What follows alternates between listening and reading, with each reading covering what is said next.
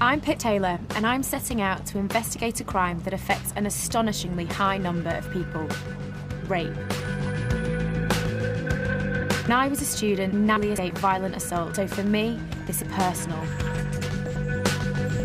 In Britain today, a woman is every 10 minutes. That means will have been sick by the end of this programme. Yet conviction rates for this horrific crime are low. Why aren't we doing a better job at making sure that perpetrators are punished? How is our system failing victims so badly? Sarah? Yeah. I meet with young women to try to understand what it's like to live through. He had a knife to my throat and he told me if I don't have sex with him, he's gonna rape me.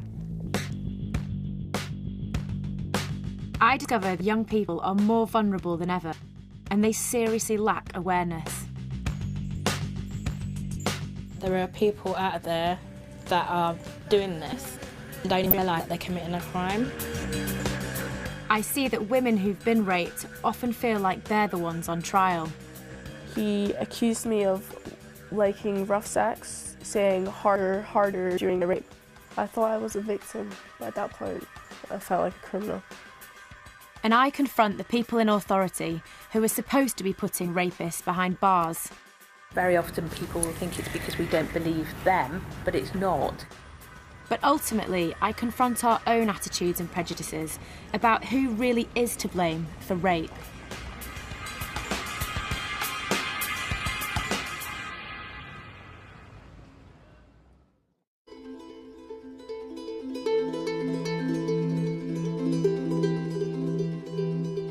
When I was a student, I spent 6 months in Mexico City. I had an incredible time. But I also had one of the worst experiences of my life. When a normal cab journey turned nasty. There were just trees, it was dark, it was about 9:30 at night. There was not many people around and we'd gone off the main road. And he stopped the car and said, "This is an assault, give me everything you've got. I'm gonna fuck you up, you little bitch." So he moved in next to me and then started to kind of like touching my legs and grabbing at me. And I was like, I've got to get out of here, and tried the door, and luckily it was open. And as I opened the door and it swung open, he then launched himself on me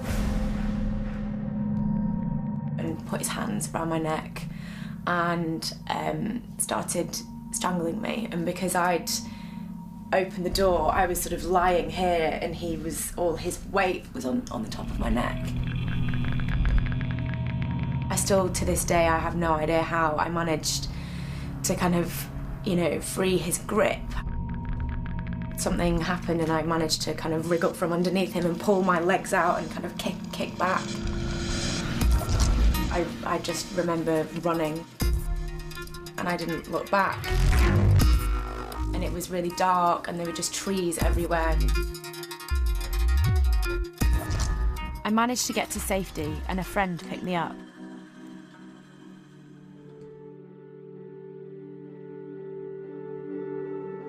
I didn't really sleep, I was just going over and over and over things in my head. I didn't tell my parents for a while. It took me like 3 days to tell my dad. Because I didn't want them to worry. I think that's quite a natural though, reaction. It's really affected me, but I just have so much admiration and respect for women who have survived and kind of who fought back through from violent attacks and rapes, because I just think, wow, if I had such a bad, if I found it quite difficult and I didn't get raped, how the hell are they managing? Rape is not easy to talk about, but it's a problem that's getting worse, especially for young people. A current government campaign is highlighting the issue. Stop being weird. I don't want to.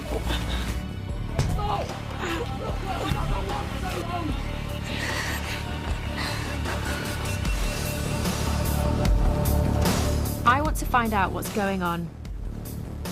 I'm going to speak to women who are survivors of rape, to try to understand what effect it has on people's lives.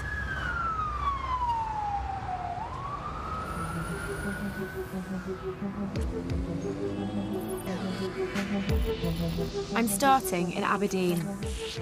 I'm meeting Sarah Scott, a young mum who's agreed to speak openly to me about her attack just over a year ago. Sarah? Yeah, hi. I'm Pips. Hi, nice She hopes to encourage other women to come forward. It'd be nice to be able to let my guard down sometimes. Be able to just relax. I haven't relaxed since the day it happened. I just want to be the old Sarah, you know, fun, happy, young girl.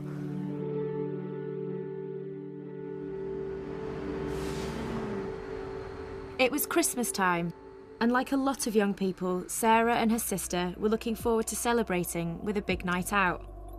But for Sarah, things went terribly wrong. It was just like any other night. You know, I met her at the nightclub. She was already drunk, and one of her friends had a VIP table upstairs, so there were like bottles of vodka on the tables. So I got drunk very, very quickly. We all got kind of separated throughout the night, all of my friends, her flatmates, my sister. Looking for her sister in the nightclub, Sarah bumped into a guy who was a casual acquaintance, and she asked if he could help her. And he was like, "It's okay, they're an after party at my house, it's fine." So I didn't doubt it, I had no reason to doubt him. He'd never given me a reason. Yeah, I didn't know him well, but why would someone lie about that? So we left the nightclub and went towards his flat. But when I got there, you know, he opened the door and it was dark inside. I was like, this is not an after party.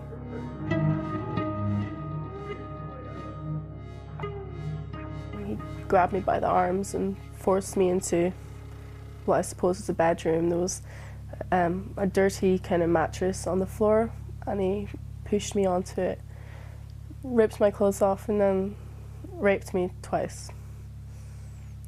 And I tried so hard to get away, and I just felt powerless. He held me down, he punched me, he beat me. I screamed, I kicked him, but I wasn't strong enough. He was a lot stronger than I was. He left the room, told me if I leave, he'll kill me. And I had no idea what to do. I was lying like my own blood on a mattress, thinking, what am I going to do?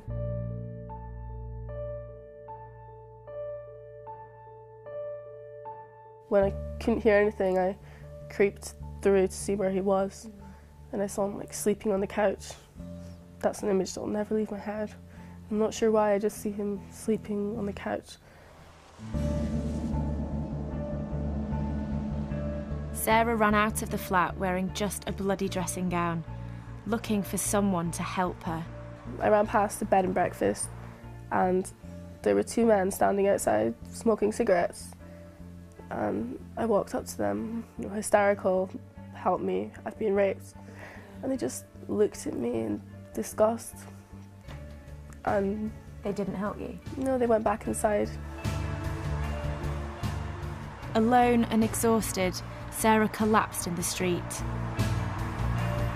Two CID officers found her and brought her into a police station.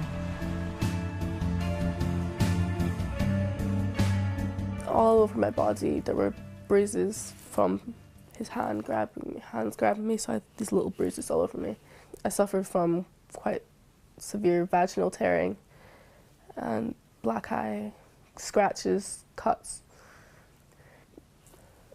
I just remember sitting in the shower, just sitting there crying, watching all this blood drip off me and this dirt, and it just kind of sunk in what happened. And I just wanted to wash, and then I realised that he was inside of me, and even to this day I'll never be clean of that. Never. Sarah's attacker was arrested that day. He denied raping her. I don't know, I just think maybe I can move on with my life more if he could just admit that he did this. But he put me through all of that, and I can never forgive someone who did that. I can never.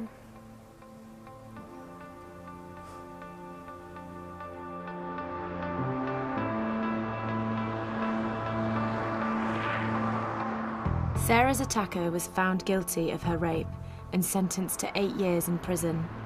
The fact that her rapist was tried and convicted sadly makes her case unusual.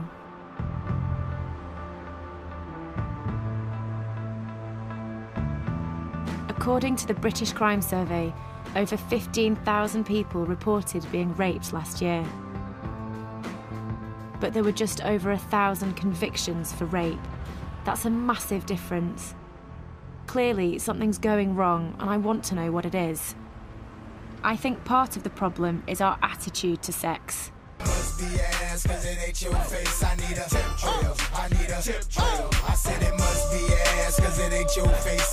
We're bombarded with explicit sexual imagery every day.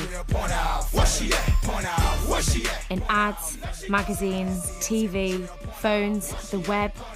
A lot of it portrays women as up for sex all the time, and men as dominant and in control. And pornography is more accessible to young people than ever before. 1 in 4 boys accesses porn at least once a week. Kat Banyard, a feminist writer, thinks it's a serious problem. Well, we have boys and girls now that are, for the first time in human history, are being raised in a pretty much a pornified culture. And if we look at these images, if we look at these films and so forth, we see that sex is portrayed as being about power. It's about a man will take it from a woman, he'll do it to her, he'll give it to her. It's not about exchange and communication and mutual respect. We still have some pretty old school ideas that if women behave in a certain way, then they're sluts. And if some men get the wrong idea, then what do they expect? A major study showed that we have deep-seated stereotypes about rape in our society. 34% of people thought that a woman was fully or partially responsible for being raped if she was flirting. 30% thought a woman was responsible if she was drunk. 26% thought a woman was responsible if she was wearing sexy or revealing clothing. It all basically adds up to the idea that if you get raped, it's somehow your fault. Do you know what really gets me? Is that people can still think this way. I mean, we all go out with our mates, you get drunk, have a few drinks, you get dolled up. But I just don't understand how people can still think that you're somehow asking for it. As though rape is just out there waiting for you.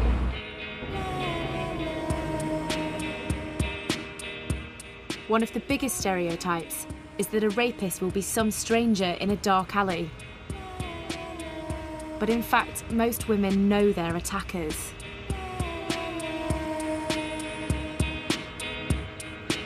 Things can get even more difficult when an attacker is not just someone you know, but someone you're in a relationship with. Okay, I want you to go now. The reality of partner rape is getting more attention these days. In situations like this, it can be even more difficult for a woman to come forward. Today, I'm meeting Laura. Several years ago, her then boyfriend agreed to take their relationship slowly and wait until she was ready for them to sleep together. One particular night he decided that he wanted what he wanted and I didn't really have any say in it. Laura is not her real name. She's asked us to protect her identity because she's never talked publicly about what happened to her. I must have been watching the film or something because I was at his place. And I'd fallen asleep and I remember waking up with him on top of me, and he raped me. I couldn't believe he'd done that. I can't believe that it's someone that you knew, it's your partner. It's absolutely shocking. You can't believe it's happening. It feels like it's happening to someone else. I remember after it happened, I left. I went home and thinking, that didn't happen. No, that didn't happen. And in the morning, he called me. He called you?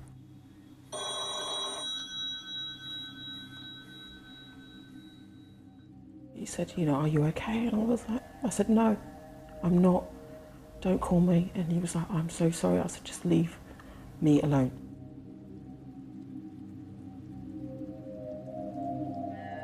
I kind of put it away, just put it in a box. But it's not something you can bury because it changes who you are. It changes you as a person. Laura chose not to report the rape and tried to cope with the trauma alone. Did you tell any family members or? No. No. No, I don't. This is one of the reasons why I wanted to do this today. People's views on things, that's what stopped me from telling my family and going to the police. People have such defined views on what happens to someone that's sexually assaulted. I mean, I was staying at his house. And people have views, well, if he was there, then, well, what did you expect? If it's a stranger, then it's more acceptable. And just having that, there's no way I could go. There's no way. No way. Cases like Laura's are not rare. According to the Rape Crisis Organisation, more than 1 in 5 rapes are perpetrated by a victim's boyfriend or husband. A year after her attack, Laura finally got cancer. It's not an instant thing. It's not something that happens overnight. There's no magic wand. It's a lifesaver. I felt really sort of sad, and for her to have nowhere to go because she did think that life. Laura's choice to not report the crime is common. It's estimated that 95% of rape in the UK are unreported. That could be hundreds of thousands of victims who are too ashamed or afraid to even talk about it, let alone report it to the police. So why are so many victims worried about the police?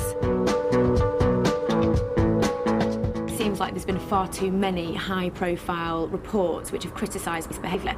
And I'm reading here that police haven't taken victims seriously. Rape hasn't been high enough as a priority. It hasn't even been a priority. Today, around half of the incidents of rape that are reported to the police don't progress any further. There have been big efforts to improve services in the last 10 years, including specially trained officers on every force and referral to England.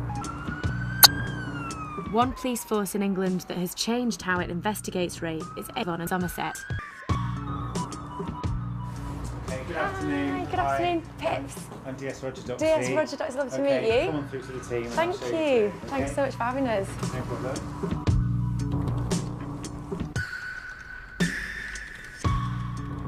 Operation Bluestone is a dedicated unit set up in 2009. It's improved the conviction rates here and also the numbers of victims seeing cases through to court. This is the Bluestone Wall of Shame. All men were caught by the team. And there's a whole range of people. It's just like you can never tell by looking at someone, you know. No, and obviously there's the perception of, you know, your sexual offender will be someone wearing a long raincoat, rain mat. Couldn't be further from the truth. Do you have any idea why they might commit the crimes that they do, why they might rape someone? By and large, a lot of it isn't sexual motives. It's control or power, and they're acting out that control.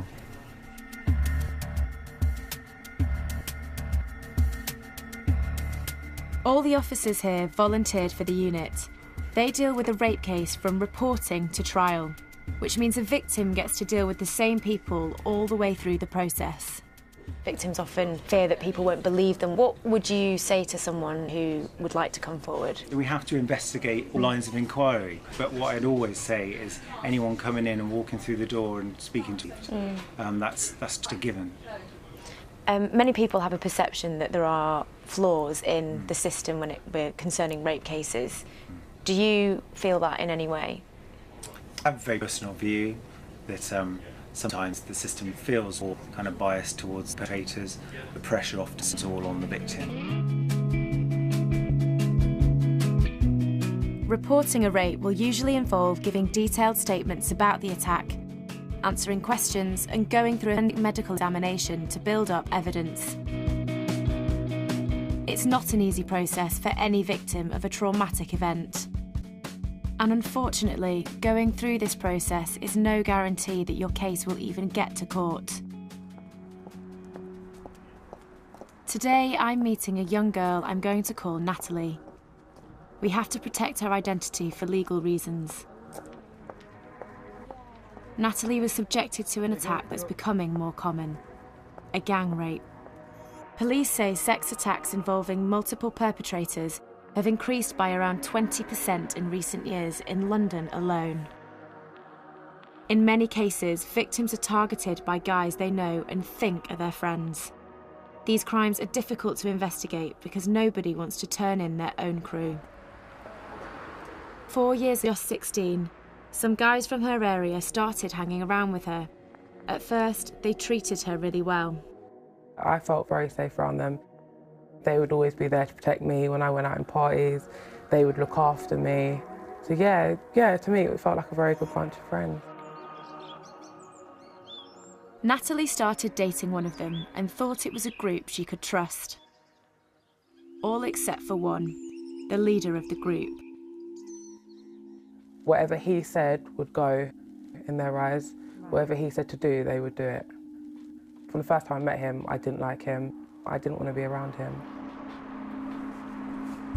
One night, Natalie was invited over to her boyfriend's house to listen to music and found the whole group there, including the guy she was scared of. Even though I was the only girl and there was 5 guys there, I thought, these are my friends. I didn't think anything was going to happen at all. But soon, the lead guy started talking about being horny and making sexual comments towards her. I thought, okay, I feel a bit uncomfortable now. I'm the only female in the room. And then he got out a box of condoms and then he started throwing them at me. Next minute, he started lighting matches and then throwing them at me. Lit matches? Yeah, lit matches. No one was sticking up for me or saying, what are you doing? Everyone was sitting there laughing. The lead guy pulled a couple of the other boys out of the living room. Then Natalie was called into a bedroom. The guy that I thought was scary was telling me that I'm supposed to give the other guy oral sex. And I was like, what are you talking about? I don't want to do that. And he kind of said to me that if I don't do it, he was going to stab me. So this is when I was thinking, oh my God, what do I do? My friend that I'm speaking to, he was like, I can't help you, like, just do what he says, otherwise he will stab you. Natalie's friend agreed to lie and tell the others she'd given him oral sex. But then the lead guy came back into the bedroom. He came and sat next to me on the bed. I was sitting in the dark on the bed, and then he had a knife to my throat, and he told me that if I don't have sex with him, he's gonna rape me. And I kind of thought, what am I supposed to do? Like, I don't want to say yes, and then I end up having sex with this stranger I don't even like. And then I didn't want to say no and then get attacked. But then I had no choice. I had a knife to my throat. So I had sex where I was raped by him. And then after he had raped me, he told the guy that I was dating to come in and rape me as well. So then he raped me. And then after that, his little brother came in as well. They was taking turns with me, basically, one after another. I was sore, I just wanted to leave. And then even after I got raped by his little brother, the main perpetrator came in again, and then he basically had round 2 with me. The boys took turns raping Natalie for hours. She was only able to get away the next morning when her boyfriend's parents came in. Later that day, Natalie broke down and told her mum what had happened. They went to the police to report the rapes. Natalie then endured months of anxious waiting to face her attackers in court. I went to the court, they told me where I was going to sit, where the perpetrator was going to sit and what was going to go on that day. But she never got the chance. I think it was the next day I got a phone call saying that I'm not needed in court anymore and that the case had been dropped. Why did it get dropped? It got dropped because they said that there was lack of evidence and that there wasn't a high enough percentage of chance that I was going to win the case. Natalie had to get in touch with the Crown Prosecution Service to arrange a meeting to discuss the case. It was horrible. They were so cold about it. I was angry at this point as well because I was trying to tell them how I felt like even if I didn't win the case, at least I would have had a step to talk out about what happened so I could put my point across. They were saying they can't see any point in me going and putting me through the trauma to then be let down and know that I'm going to lose the case anyway. To me, I've had no closure or justice on the case, so it felt like I'd been through all that trauma and all them statements, all the filming, the forensics. I went through all of that for no reason. Natalie is moving forward with her life, but can't escape reminders that her attackers got away with what they did. I've seen him quite a few times and he's living life. I don't even know if he remembers me, to tell you the truth. And that's what hurts the most because I will always remember him, but I don't know if he'll even remember me.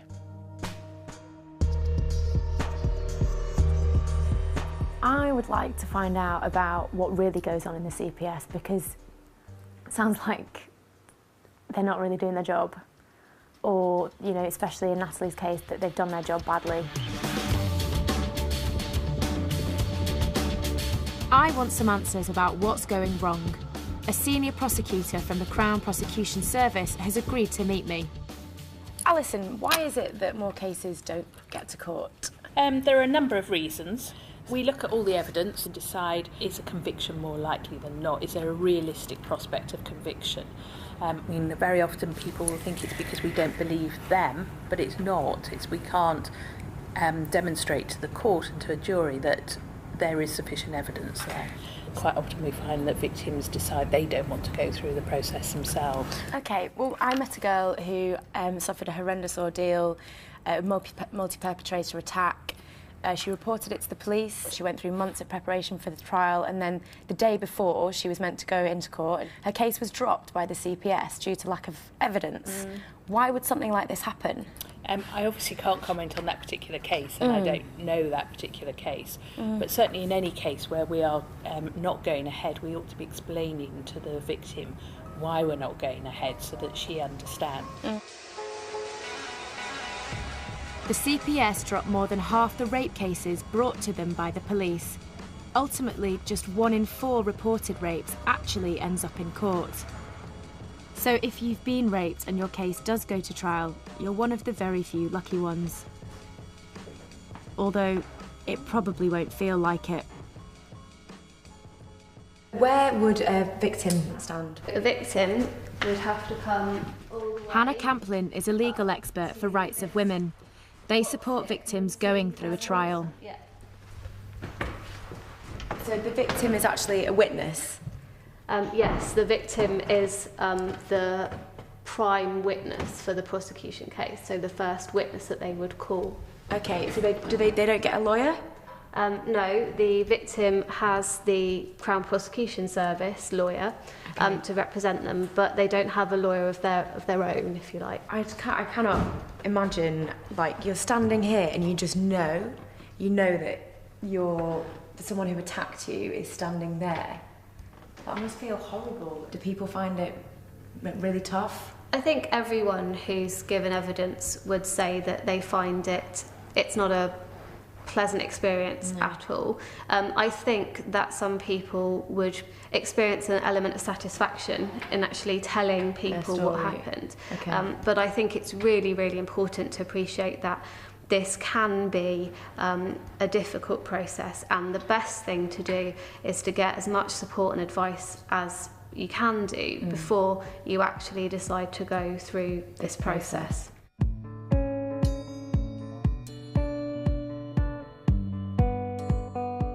victim would be in here reliving through everything again, and the people are firing questions at you and questioning what happened, and they're doubting what you're saying.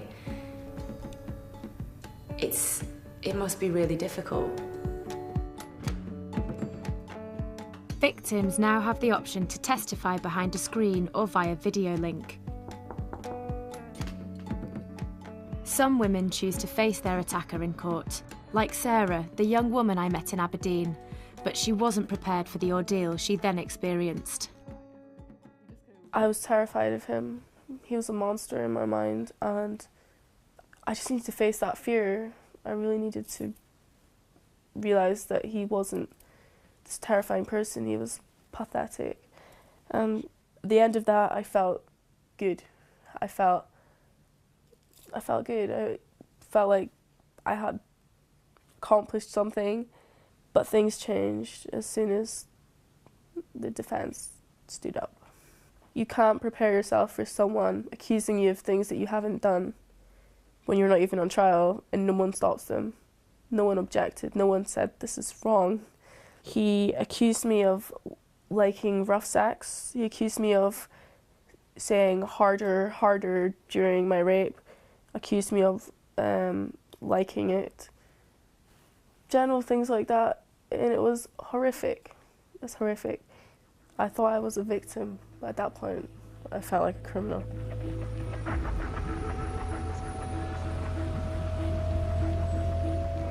For some victims, like Sarah, the experience of court feels almost like being attacked all over again. I want to understand why rape trials can be like this. I'm going to meet Tim Rustom, a defence solicitor whose job it is to help defend suspected rapists in court. I found with some of the victims that we've spoken to that they've had a really hard time with defence barristers, to the extent that it's just been almost like a secondary victimisation is what they've called it. What is it that you ask them? It's an adversarial system. It means that there is one side against the other. The prosecution bring the case, the defence have to contest it. If you've got a client who's guilty, how do you defend that in court? If somebody has pleaded guilty, in that scenario, we would then try to mitigate or explain the offence. It could be somebody who otherwise has got an impeccable background, never committed an offence before, family person perhaps working, but in one situation has stepped over the line and made a mistake. There could have been two people out having drinks, going out together and so on, but then somebody takes it too far or misreads the other person's intentions. Surely no means no. Absolutely. I mean, no means no always, and that goes without saying. I find it really tough on one level to understand how you can remain professional and not let something that's so severe and so horrendous that's happening to a victim, for example, not affect you. The problem is it's a flawed system, of course. You can't guarantee you're going to get to the truth, but you allow the evidence to be tested. And as long as there's equality of arms between the prosecution and defence, then that's invariably what happens. Essentially, what Tim was saying is that they had, a suspect may have a good character except for the rape. Well, surely if someone's raped someone, then it tells you a lot more about them than their good character than they had before. I'd find it difficult to remain objective in Tim's position, but in the end, defence lawyers are just doing their jobs within the current legal system. Ultimately, the decision in a rape trial comes down to the ordinary people on a jury and directly reflects how our society thinks about rape.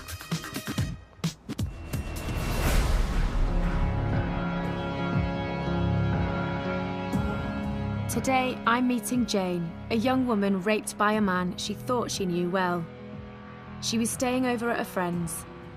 In the middle of the night, she woke up to find her friend's boyfriend in bed with her.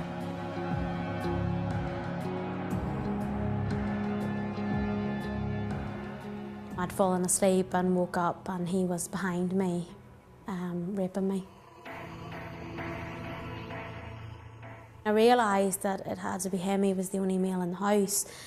I didn't fight and I didn't retaliate in any way because I was so shocked. I'd known this man for several years. I mean, I trusted him. You know, I froze. When he realised Jane was awake, he left the room. Jane left and reported the attack to the police almost immediately. But she then had to wait 16 months for the trial.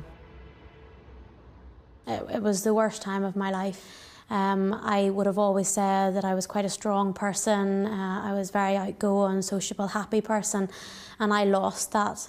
I lost all of that. I just was somebody that I didn't even recognise anymore. The prosecution team didn't meet with Jane until just a week or so before the trial. It was all very rushed. They always stressed to expect disappointment because they very often see it in rape cases where violence was not part of the act. But they also, on the other hand, were telling me, this is the strongest case, you know, your evidence points towards winning it.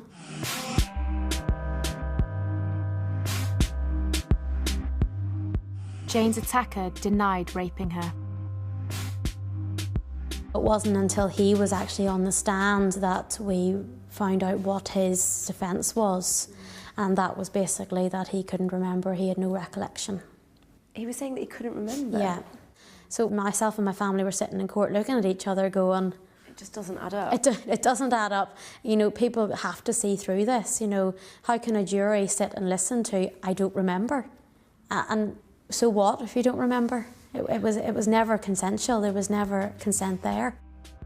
The accused was then asked if he could explain the forensic evidence taken from Jane. He said he accepted that something must have happened, but he has no recollection of what, and that he can assume that it was consensual sex. Jane was surprised to see how some members of the jury acted. To be honest, a lot of them looked like they didn't want to be there and they were bored. When the jury were sent out to discuss their verdict and come back with the result, I think a lot of the lawyers expected them to come back quite quickly. His own defence barrister approached my prosecution barrister, and his words were, do these people not know how to spell guilty? Because he believed that he was not walking free. On the second day, without a unanimous verdict, the judge asked the jury to reach a majority decision instead. And what was the majority decision? Not guilty. I can't believe So it. 10 people in that jury said he was not guilty. Numb doesn't even describe it. I can't even put into words how I felt when they read that verdict out. There was one particular girl in the jury who instantly burst into tears and actually turned to me and my family and mouthed the word sorry. Do you have any inclination as to why the jury said not guilty? The judge tells them that they have to be 100% certain of the verdict, which in my eyes is just, it's bizarre, it's not right. I mean, it's human nature to have doubt and to have your own opinions. Despite the verdict, Jane is still glad she reported the attack.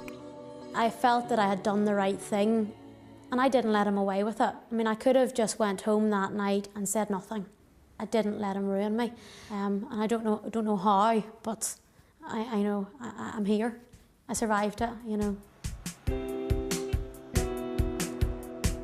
The senior CPS prosecutor I met is concerned about the decisions that some juries are reaching in rape trials. What we are finding is that the largest single reason for cases not succeeding is jury acquittals. We know that the majority of cases that we're prosecuting now, it's young girls, there are drink or drugs involved, they know the offender, they've either been in a relationship with him or they know him. So it makes you wonder if that sort of case has an impact on the jury, and the jury perhaps have misconceptions around some of the myths and stereotypes that they don't realise they're bringing into the jury room. So even if a victim of rape gets past all the hurdles in our justice system to have their day in court, they still come up against the prejudices we hold about rape in society. We seem to focus more on how the victim might have been responsible instead of blaming rapists.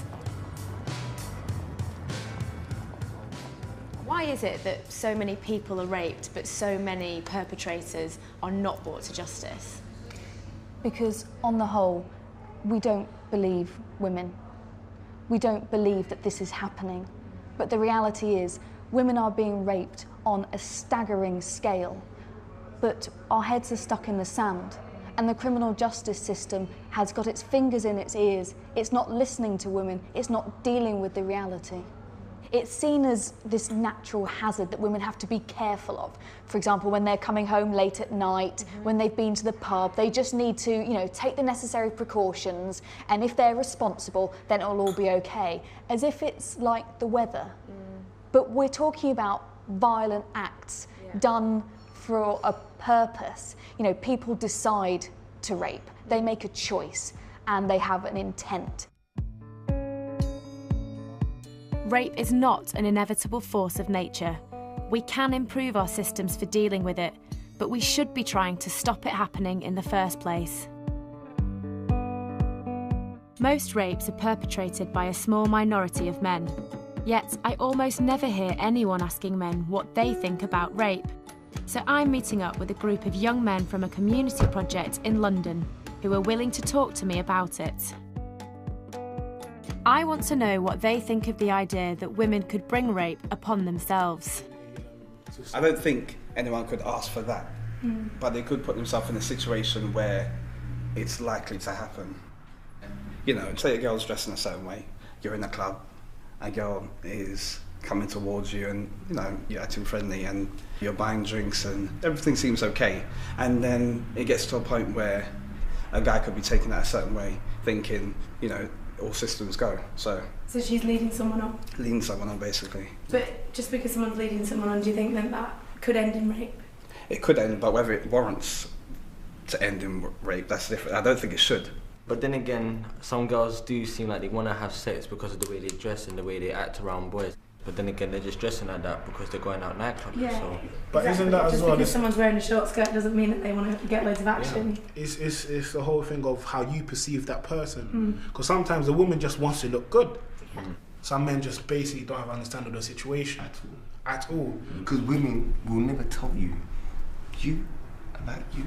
Let's go upstairs. It don't work like that. It don't work like that. We're not guys. We're not lucky beings like that. You know what I'm saying? Where J-Lo is gonna come out to us and say, you know what, let's go. Yeah, we have to work for it. We have to read. We have to read the signs. We have to work it out. And obviously, sometimes guys, I think they jump the gun at times. The thing is, it's that kind of attitude and mentality which leads to, you know, things happening where, you know, a girl's put in a situation and which has led to rape, you know. What can we do about those attitudes? How can we stop that from happening? I think what you can do is you can educate people into making the right decisions, which is sort of about teaching young girls, teaching young guys about the signs girls may give off, which may not necessarily mean I want this. Sometimes as people we need to understand the damage of the things we cause, because by this action you're damaging a life. Maybe we need to learn that as the people to understand that we can't do this to people because it's more than just one night. It is for the rest of their life. The guys think there are some grey areas around boundaries and signals that need to be worked out. But does that mean there's genuine confusion among young people about what is and is not okay? Hello. Hi. Hiya. Pips, nice to meet you. Come through. Thank you. I'm meeting Mercy, a young person's advisor at the Haven Sexual Assault Referral Centre in East London. She helps hundreds of young people who've been raped or sexually assaulted every year. A lot of young people don't think that oral sex is sex. A lot of girls look at me as if to say that, wow, I didn't know that was actually an offence. I didn't even know oral sex was sex. When you say rape, everyone automatically thinks of a vagina. They don't think about the anus or the mouth. So, also digital penetration, otherwise known as fingering, sexual assault. A lot of young people don't think that is a crime or sexual assault. There are people out there that are doing this and don't even realise that they're committing a crime. So, and there's victims out there that don't even know that they are a victim. When discussing consent, who's responsible, the boy or the girl? I think the boy needs to be asking the girl, do you want to have sex? But if she's under the influence of alcohol or drugs, her yes could mean no and her no could mean yes. You're not in a position to make that choice for her and go ahead and have full sex with her. You're not in that position. Just don't have sex with somebody who's intoxicated with alcohol or under the influence of drugs, because that is automatically rape. The Havens carried out research about young people and attitudes to consent called Where's Your Line, and made a film to go with their findings. Their results were worrying. 1 in 10 young men would expect someone to have sex with them after kissing. Almost 1 in 10 young women have said no to sex but been ignored. More than half of the young adults surveyed say they would not be put off sex if their partner was crying. It's unbelievable. The survey results make me feel like we've got a serious problem. And the fact that young people think it's normal to possibly, have sex with someone when they're asleep, that they think it's normal for a girl to cry when they're having sex. They're really shocking statistics, they're really shocking attitudes. And I think that we need to do everything that we possibly can in order to fight those attitudes. One thing the guys were absolutely right about: being raped changes a life forever. But the survivors I've met prove that it doesn't have to mean your life is ruined. You can move on and even become stronger.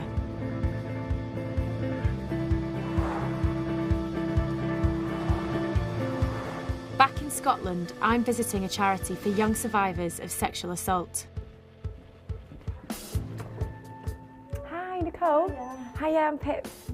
Nicole Campbell set up Savvy with her mum 2 years ago. I decided to launch Savvy because when I was 14 I was actually raped by my friend's dad, and we found no help at all through the court process, especially whilst I was most vulnerable and I really did need some support. There was nothing there for me or my family. Nicole was raped when she was staying over at her friend's house. His dad gave her alcohol and insisted that she stay the night. And basically just went to sleep, and the next thing I know it was like some pressure on me, and I felt a bit sore and uncomfortable, and I just kind of opened my eyes and his dad was like there. He was like doing it, like raping me whilst I was sleeping. And I was still a virgin at the time as well, so that's like pretty much how I left that. Nicole was afraid that no one would believe her, but her friends convinced her to tell her parents. With their support, she reported the rape to the police. But the attack had a terrible effect on her. I was using negative coping strategies to kind of deal with things because I didn't know the proper way to deal with things. I actually started getting bullied in school as well because people were saying that I was lying and that I wanted to sleep with them and that I was a slut, and all sorts of things were coming with it. That's horrible. Then I started cutting myself, actually carved dirty into the top of my leg because that's how I felt. I'd actually done that into my leg. Nicole testified against her attacker in court, and he was convicted for her rape. I wanted to make sure I couldn't do it to anyone else. That's why I wanted him put behind bars. But really, the worst trauma probably starts after, because you have no way of dealing with things. The only thing I could turn to block out my feelings was alcohol and stuff like that, just anything that was going to take me away from feeling the way I did at that time. I just really hated myself. I just really didn't care about myself at all. It wouldn't have made a difference to me if I was alive or not at that time. So what was the turning point for you? Basically, I woke up and I realised I was letting him win. And I wasn't prepared to do that. I didn't go through everything I went through to make sure that he get put behind bars. I did not go through all of that for nothing. Hello, Savvy. Nicole sought help to get her own head straight and then trained as a counsellor. No bother, okay, I'll see you at 4 o'clock on Thursday. Right, thank you. The feeling that I got after I'd helped one client, I mean, I was buzzing, I was so hyper after I seen them going away happy, and like, it's a great feeling. So even that continued to help me and continued to make me stronger and understand people a lot better. Do you have any thoughts on why you think perpetrators may do what they do? I think it's control to then play out their sick fantasies, whatever they have in their mind, their sick thoughts. It's control, and it makes them feel powerful, being able to take what they take from this person. I've kept my power, I've took it back, and I just want every other victim out there to know that they can do exactly the same. No one has the right to take that away from you. That is yours, that's your power, that's your pride, that's everything that you work on, your confidence. Don't ever let anyone take that away from you, no matter what happens. Don't ever for 1 second think that they've won, because they've not.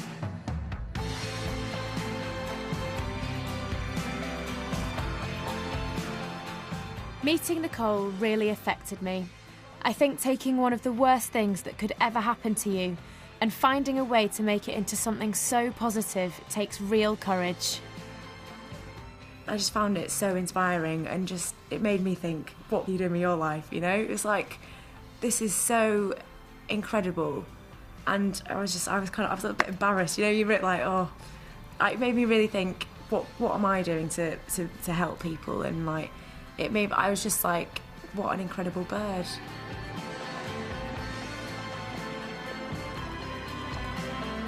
Talking to Nicole gave me a real sense of hope. Maybe she could do the same for one of the other survivors that I've met. I just pray that one day, I just have one day where I don't think about what happened, I don't think about him, I don't think about his name, the feeling of him grabbing my arms. I know that day will come though, eventually. It wasn't that long ago, I guess, and these things take time.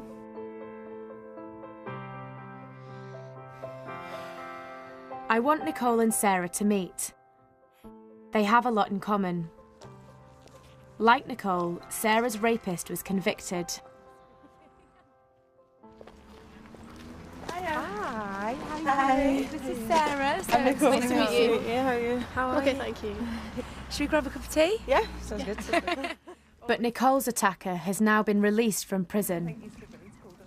Something that Sarah is dreading. He's still got this power over me even though he's in prison, you know, and that's the thing that I hate.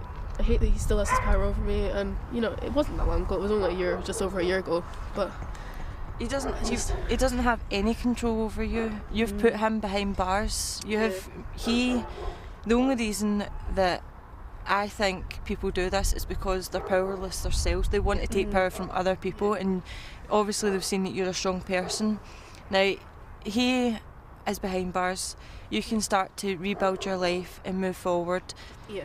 You just need to have the best life you can and basically be like two fingers up, basically. I really admire the defiance and determination that Nicole and Sarah have. Rape or sexual assault is one of the most heinous crimes out there. It's one of the most horrific things that can ever happen to a person. But having met Sarah and Nicole, it shows me that they've regained that power and they have moved on with their life in such an incredible and admirable way that they're helping other people who are going through the same thing. And it's just amazing. And I don't really know what the word is for it. I'm struggling to find it, but I just think, wow.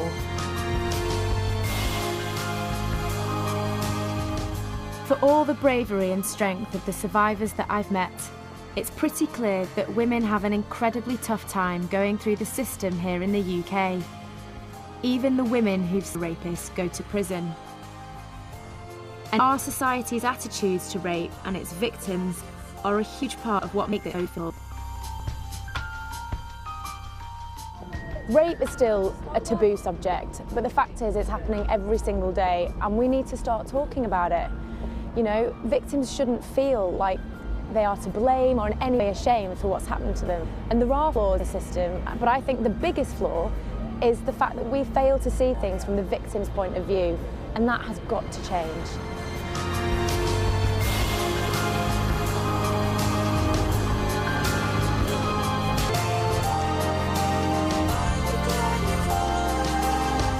For details of organisations which offer advice and support, go online to bbc.co.uk/actionline or call the BBC Action Line to hear recorded information on 08000 680 133. Lines are open 24 hours a day and are free from a landline. Mobile operators will charge.